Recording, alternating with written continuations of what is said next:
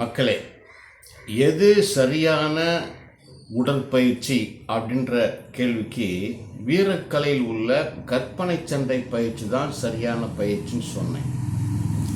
சரி, மற்ற பயிற்சிக்கும் இந்த வீரக்கலையில் உள்ள கற்பனை சண்டை பயிற்சிக்கும் என்ன வித்தியாசம்?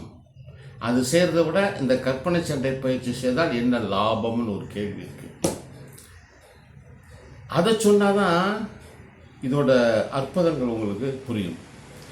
மற்ற எந்த உடற்பயிற்சியிலையும் உங்களுக்கு ஒன்லி உடற்பயிற்சி தான், அறிவு பயிற்சி கிடையாது, மனப்பயிற்சி கிடையாது. ஆனால் வயசு ஆக ஆக மூளைக்கு தான் பயிற்சி கொடுக்கணும், மனசை உறுதியாக்கக்கூடிய பயிற்சியும் கொடுக்கணும். அது வீரக்கலையில் உள்ள கற்பனை சண்டை பயிற்சியில் தான் இருக்குது ஒன்று. இன்னொன்று, கற்பனை சண்டை பயிற்சியில் தான் உங்கள் ஆயுள் உங்கள் கண்ட்ரோலில் இருக்கும். இதுக்கு உதாரணம் சைனா, ஜப்பான், கொரியா. அங்கே பாருங்கள், 100 வயசுக்கு மேலே ஆரோக்கியமாக எக்கச்சக்கமான பேர் இருக்கிறாங்க, ஆயிரக்கணக்காக லட்சக்கணக்காக இருக்கிறாங்க. இங்கே பாருங்கள் 40, 50 எல்லாம் போய்கிட்டு இருக்கு. காரணம், உடம்பை காப்பாற்றக்கூடிய உடற்பயிற்சி தெரியவில்லை, எது சரியான உடற்பயிற்சி என்றும் தெரியவில்லை. அது ஒரு வயசுக்கு மேலே இந்த வெயிட்டெல்லாம் மாங்கு நடிக்கக்கூடாது. என்னத்தை செஞ்சாலும் அது ஒரு உடற்பயிற்சி தான், அறிவுக்கு பயிற்சி கிடையாது. வயசு ஆக ஆக அறிவு மூளை மங்குச்சுன்னா உடம்பு போயிடும். இதுதான் மேட்ரு. அதனால் மூளைக்கு பயிற்சி கொடுக்கக்கூடிய உடற்பயிற்சி செய்வதுதான் சரியான உடற்பயிற்சி. ஏன்னா உங்கள் ஆயுள் காலம் உங்கள் கண்ட்ரோலில் இருக்கும்.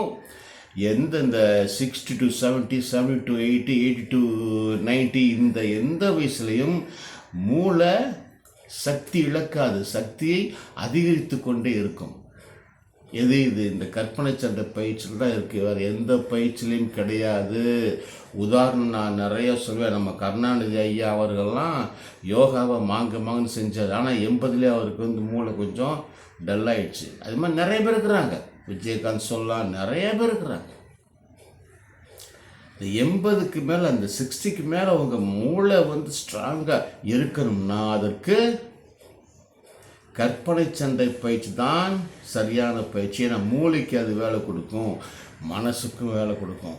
அப்படிப்பட்ட ஒரு பயிற்சியை இப்போ நான் உங்களுக்கு செய்து காட்டுறேன், பாருங்கள்.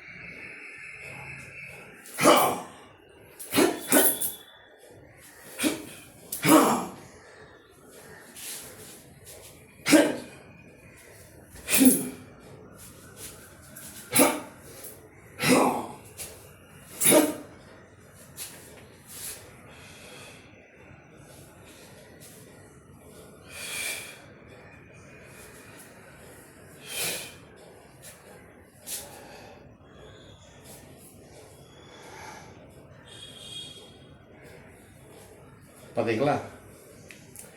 இந்த மாதிரி கற்பனை சண்டை பயிற்சியை நீங்கள் செய்ய தான் உங்களுக்கு உடல் ஆரோக்கியம், அறிவு தெளிவு, மனத்தெளிவு எல்லாம் இருக்கும். இந்த மூணையுமே நீங்கள் ஈக்குவலாக டெவலப் பண்ணிட்டு போனால் தான் உங்கள் ஆயுள் உங்கள் கண்ட்ரோலில் இருக்கும், உங்கள் கட்டுப்பாட்டுக்குள்ளே இருக்கும்.